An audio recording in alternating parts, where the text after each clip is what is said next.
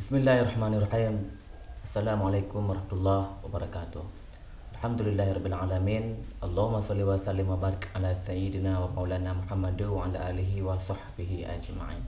Pemirsa yang dirahmati Allah Subhanahu wa taala, hari ini kita akan menyambung kembali hadis Rasulullah sallallahu alaihi wasallam bahwa ada beberapa golongan yang mereka akan mendapatkan naungan Allah Subhanahu wa taala di akhirat.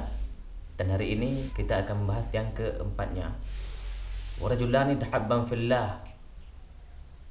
Dua insan yang mereka saling mencintai karena Allah. Ijtama'a alaih. Mereka berkumpul, bertemu, bersua karena Allah. Wa tafarraqa alaih. Mereka berpisah pun jua karena Allah Subhanahu wa taala.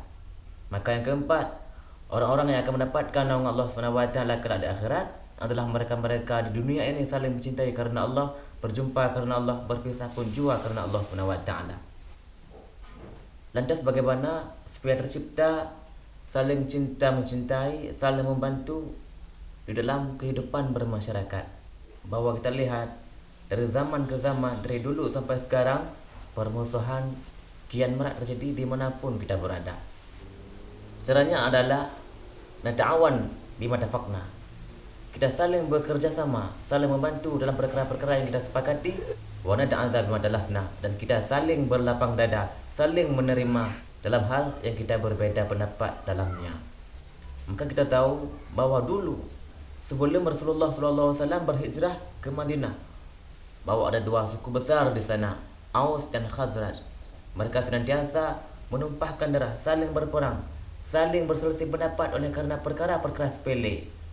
Tapi ketika Rasulullah datang, Rasulullah mempersaudarakan mereka. Apa yang terjadi rupanya? Mereka bersatu dengan persatuan yang tidak pernah lagi terpisahkan.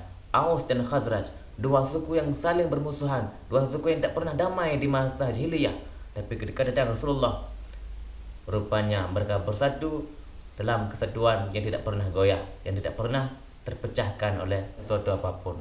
Maka begitulah, jikalau mencintai karena Allah, jikalau bertemu bersua karena Allah, berpisah pun juga karena Allah, maka tidak akan ada lagi perpecahan, keretakan antara kita bersama. Begitu pula dalam hal yang lebih kecil, dalam rumah tangga.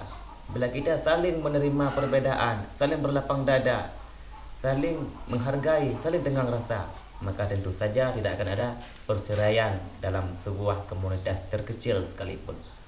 Maka dari itu, mari kita saling menjaga sama kita, kesamaan kita sebangsa dan setanah air. Apapun cara pandangan kita, jangan sampai itu menjadi sebab kita ini saling berpecah.